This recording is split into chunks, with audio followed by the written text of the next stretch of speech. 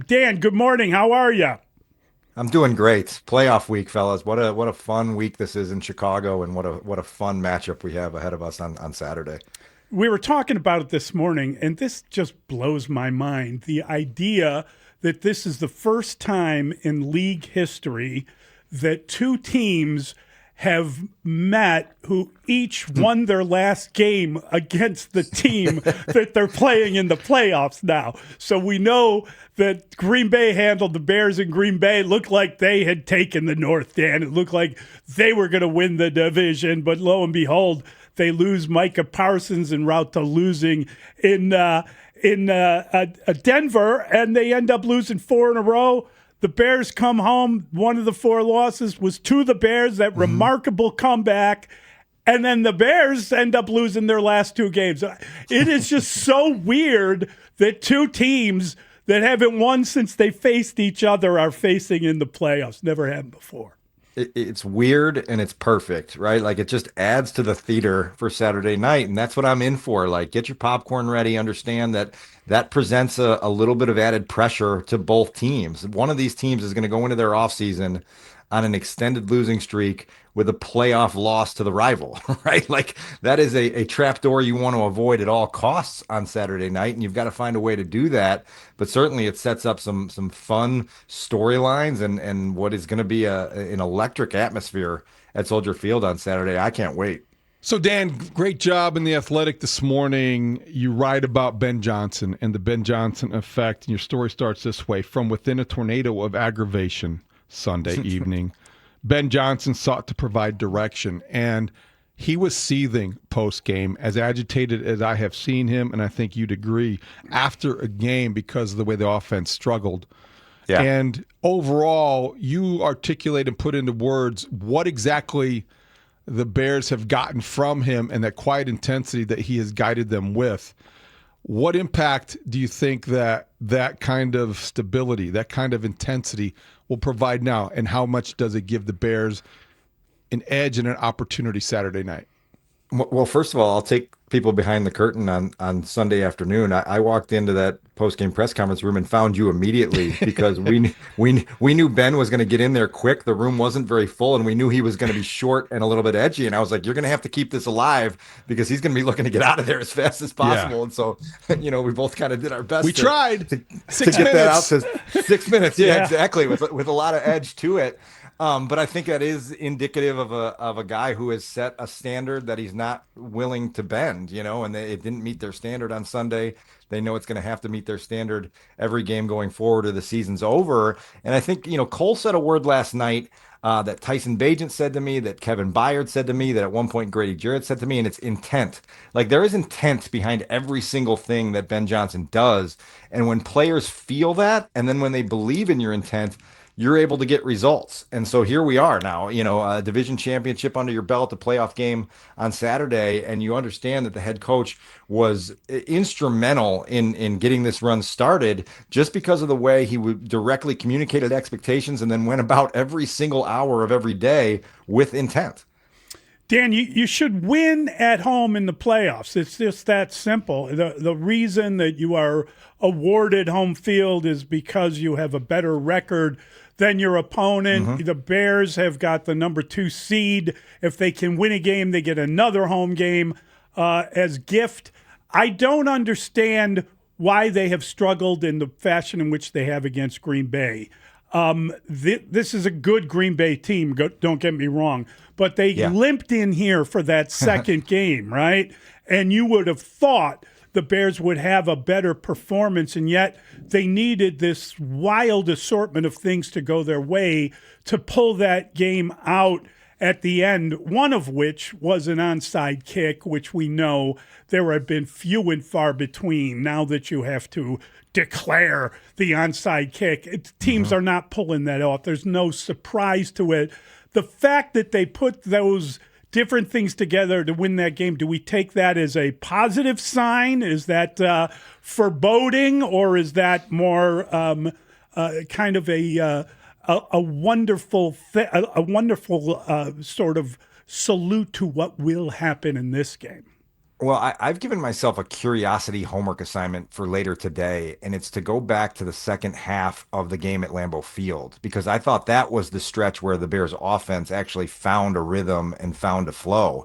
And in the other 6 quarters, really, of the two games, they didn't have that. And so I Right. want to figure out what was it that got them going and got them rolling to the point where I think they scored on 3 consecutive possessions, and then we all know that they were on the doorstep of their last possession there at Lambeau Field before the interception in the end zone ended things. So there is answers in there, and they're going to have to find that against the Jeff Hafley called defense that has caused problems for them through 2 games. It looked like you can't avoid the reality that they played 2 games with the Green Bay Packers and never led until DJ Moore was laying in the end zone with that overtime touchdown catch. And so you have to understand that while this opponent you're playing Saturday certainly appears to be declining, they're also very dangerous, and they've caused you problems twice in the last month. And it'd be really interesting to see if Ben can find that flow again. Well, that's really interesting because the Bears haven't led the Packers in either game, it looks like. And you start to look at the depth charts and the injury reports, and you're like, well, they're getting healthier. Are the Bears not as good as the Packers based on both of those games? Yes, they have split the 2 games, but are we under any illusion here, or are we not seeing what is right in front of us? Are the Packers a better team than the Bears in your mind? It's a great question to ask, and it's one that they can answer themselves on Saturday night for 3 hours on a primetime stage in the playoffs. You know what I mean? Like this is where you prove yourself. This is where you stamp legitimacy on who you've been and who you think you are. And so I think that's what Saturday night is all about, is proving what you're ready for and what you're not ready for. Again, like I think that this game is going to be close. I think in a lot of ways it's going to come down to which quarterback plays better under the bright lights on Saturday night. And I think, as you guys know, there's going to be some critical downs here, not only third downs, but fourth downs, where a couple of coaches have some critical decisions, and what decisions they make and what results they get will go a long way towards how we talk about both of these teams for 6 months beyond Saturday. And so that's kind of what's at stake. And it's going to be fun to kind of see how that unfolds. You're in a rivalry game when people are timing how long the congratulatory handshake takes, or whether there actually was one if 2 men just sort of brush past each other. We know that Ben Johnson, there's still the honeymoon period. People are very pleased with this season. I don't know how they will react depending on what goes down. But you look at Matt LaFleur, the flower, as we lovingly call him, and the flower could be wilting. There is a possibility he's running out of contract. They don't want to go into a final year with him. Could the Bears beat him enough that they cast him asunder? Yes, the answer to that is yes, and that's what I think is awesome about this matchup, is it adds to that pressure, it adds to that theater, and so like when I talk about making fourth down decisions on Saturday night, it's not just, okay, what's best for us on this drive?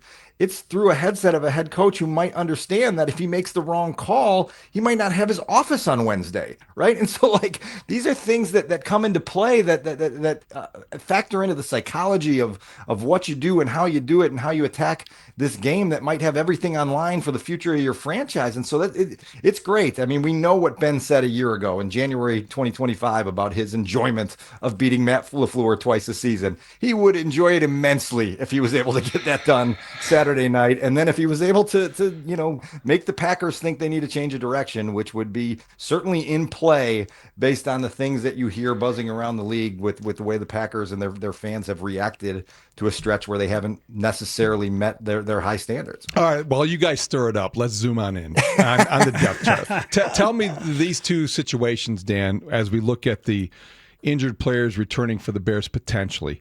Kyler Gordon's role, what do you anticipate it to be? Because C.J. Gardner-Johnson may not play because of concussion protocol. Yeah. Also, I was surprised to see Braxton Jones back activated in terms of the practice window opening, and Ozzie Trapillo being out last week. I wonder if those 2 situations are connected, and if you could envision a scenario in which Braxton Jones, good at pass protection, is playing many of the snaps against the Packers. Well, I think I don't know if I would go that far just yet. Look, there's no risk to opening the 21-day window. You guys can do the math on where 21 days takes you, right? Like, and so you have that entire period to move him off IR and onto the active roster. Braxton Jones hasn't participated in practice for, since October. So we're not in a situation where you're like, okay, he's ready to roll and we're going to start him in a playoff game or give him a lot of meaningful reps. And so we'll see what direction they decide to take things, but obviously having more depth and experience and some quality to the play you have there is there. The Kyler Gordon question for me, David, is so fascinating because the last time he got hurt, which was the third time he got hurt this season, Yeah. you just sort of wrote him off and said that's it. Like there's no way you can count on him giving you anything meaningful within this season, and I still feel that way because I need to see with my own eyes that he can last.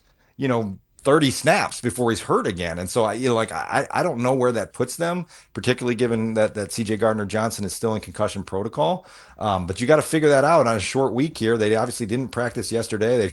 They got two practices the next 2 days and then some decisions to make with how their roster looks for Saturday night. And that's part of the puzzle here that Ben and the staff have to put together as they try to set themselves up for success.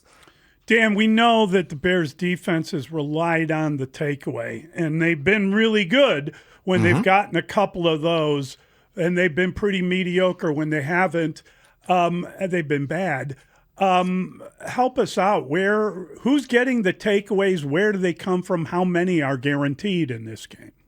Well, I'll tell you where they're coming from. Kevin Byard and Deshaun Wright, because I think Okay. the two of those guys combined for 16 of the 33 this year, right? So that's proven, right? Like those guys have been around the football all season long. They've made huge plays and huge moments, and that's not by accident. They both have good ball skills, and they've both taken advantage of the opportunities that have been there for them. It is really fascinating to see a defense that's bottom five in the league in total yardage allowed, yet tops in the league in takeaways. It is who they are, right? Like they're not really good at stopping opponents until they can rip the ball from them.